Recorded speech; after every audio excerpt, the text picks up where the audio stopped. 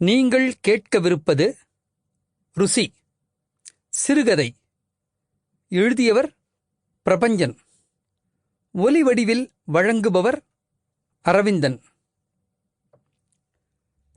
ராவ்ஜி மெஸ்ஸுக்கு இனி சாப்பிடப் போவதில்லை என்று நான் எடுத்த முடிவை இருளாண்டியாலும் வரதராஜனாலும் புரிந்து கொள்ள முடியவில்லை. கல்லூரி வாசலுக்கு நேர் எதிரில் ராவுஜி மெஸ். சாப்பாட்டுக்கென்று மதிய வெயில் வெந்து கொண்டு நடக்க வேண்டிய அவசியமில்லை. வகுப்பை விட்டு வெளியே வந்தால் தூங்கு மூஞ்சி மர நிழல்.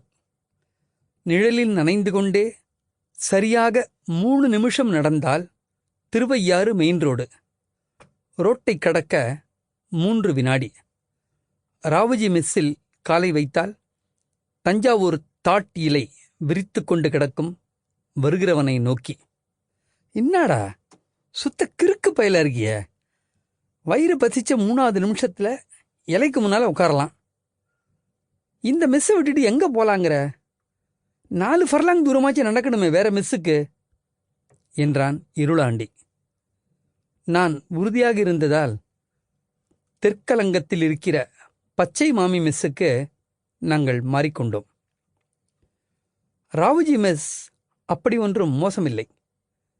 உட்காருகிற பந்திப்பாய் முதல் பரிமாறுகிற எவர் சில்வர் பாத்திரங்கள் வரை புத்தம் புதுசாய் குளித்துவிட்டு நிற்கிற குழந்தை மாதிரி பளிச்சென்றுதான் இருக்கும். தாராளமாய் விட்டு நறுக்கிய தலைவாழை இலைதான் போடுவார். Sample complete. Ready to continue?